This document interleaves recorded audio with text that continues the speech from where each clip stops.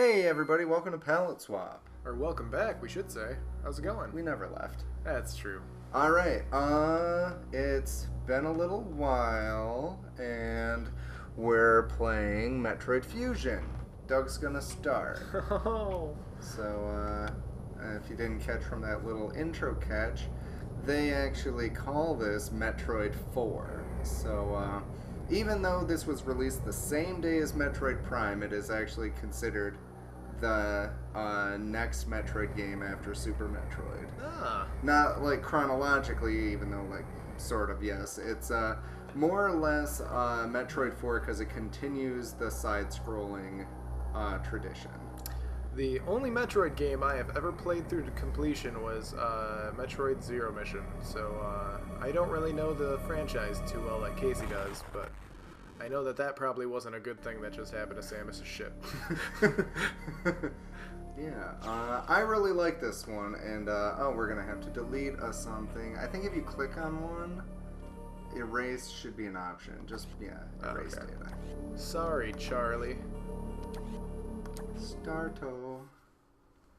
Yeah. So, without spoiling anything, Samus is a boy, right? Yeah. Okay, cool. She's a boy with an abnormally large bust. Oh, okay. Nothing wrong with that. Lovely pixel art in this game. Oh yeah, like I'm a really big fan of. Hey, look, Federation Marines are in this game too. Yeah, right. Yeah, I feel bad knocking the DS because it's been like a really great series, but the GBA was the last like real frontier of pixel art. Yeah. PlayStation 1 had a lot of really good pixel arty games because it was still, they weren't jumping like into the deep end of like 3D just yet, like Nintendo No, did. like Symphony of the Night we talk about a lot is a really good example of like there was this hesitation between some game companies of do we make the jump to 3D or do we stick with what we know, and actually it probably did some companies more good than others. Metroid's an interesting case because they decided to ride out the storm and wait a full console generation before making that decision, and their decision was why not both? Yeah. Which was a good way, I think, to approach it, because they're like, you know, you can have the standard experience on a handheld, or you can try something new in 3D and experimental on the GameCube. Yeah. And I like both games a lot.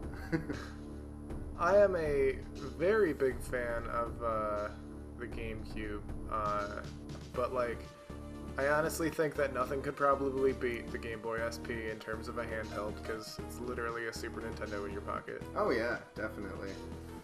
Like, I remember being really wowed by the fact that it could play Link to the Past. Like, I remember that blowing me away.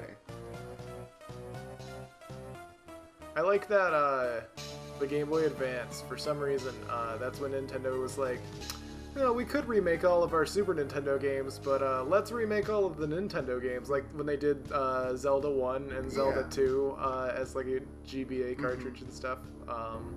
Some of the Donkey Kong games got remade, I think. Yeah, sounds right. And it's kind of the reason you don't like Mario 3, because that's the only way you experienced it.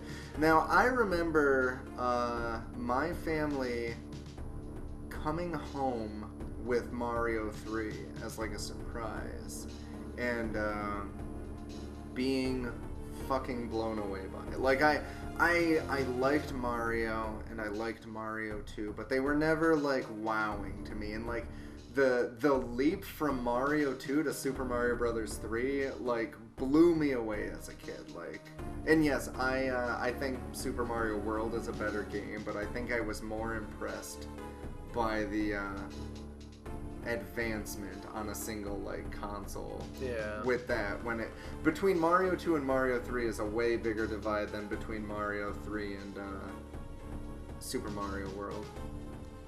Yeah, I wouldn't say I hate Mario 3. I would say that I don't want to say it's my least favorite Mario game, because 2 kind of wasn't, and I ain't talking Lost Levels. I'm talking fucking Doki Doki Panic or whatever the hell it was called. Mario 2 has a lot of character. Yeah. Mario 1 is just kind of... It's a basic game. Here's the thing. When I played Mario 1, it was at a time in my life when playing a video game wasn't that much different than playing a board game. It was something to do. It was something I liked a lot, but it wasn't something I'd consider like a hobby. Right? Yeah. And like, yeah, I was a little kid. But at the same time, the original Mario and all those other NES cartridges that I have, like, I never equated them to like a part of my identity the way I do like things that happen on the Super Nintendo. You know, the thing that I fault, the biggest thing for Mario 3, because it's a great game, and a lot of the things that I love about Super Mario World came from Super Mario 3. Like the overworld. The overworld was awesome. And Flight, the cape came from the raccoon, the Tanuki, and everything else. Which I still don't get, but whatever. But the thing that I hate about it, and it's a really petty thing. I like the effect on those doors, by the way, the little 3D lights. I hate the fact that all of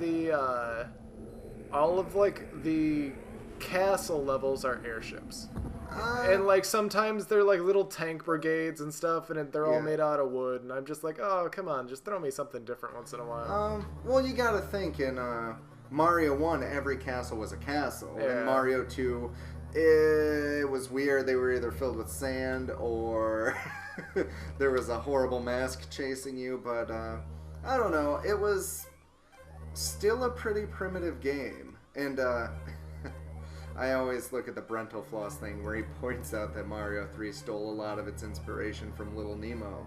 Yeah. As far as the animal suits go. Mm-hmm. But I don't know. I think it's... Oh, shit. Oh, I thought that would make me aim a certain way. No, it's the bumpers, not the triggers, maybe? Oh, yeah, okay. Yeah! Oh, no! You want to leave? You want to just give up? Let's save. Door opens, you leave. Yeah. Yeah. Okay. And then the computer asks if you want to know what you're here for. There's been an explosion. The base doors. That's neat. Yeah. Alright. It's a lot more, like I said, linear, and you get a lot more direct instruction than other Metroid games, so it's kind of nice. Alright, I got it. Thanks, Robo Lady. So basic, for lack of better terms, Symphony of the Night style map for you to... So I gotta defeat Death and all of Dracula's lieutenants with my spacesuit, right? Yes. Alright. You have to get the a la carte beam, and... Nobody likes the Alucard stuff. The a la carte helmet. I was like, oh, cool. It's all the weapons I had in the beginning of the... Wait, is that a translation error? Why is it called Alucard? Yeah. One of the things that's really funny is how, once they pull off the metal armor pieces on the power suit, how, like, weird and organic Samus looks. Yeah. Like, this is still the power suit, and this was there all along. It just had pretty orange plates on it. Mm-hmm. I definitely do like that they went with a complete... What is this? I've seen this on X-Play. I know what's about to happen. Oh, no. I didn't want to play Doom anymore. No, it's good about easing you into it. It's not. Oh, what's all this red stuff? Probably carpeting.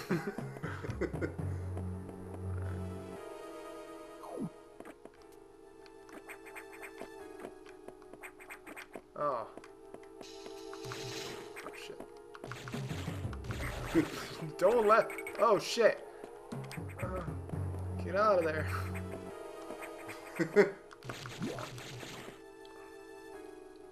I thought... Wait, wasn't I supposed to go in there? Yeah, you were supposed to go in there. All you had to do was kill that thing. Oh. You were investigating the quarantine bay, and there was... Oh, okay. So, it clearly... There was a frog, and you got the frog, so... Okay, as long as I killed the frog. Yeah. Frogs. Can't trust them.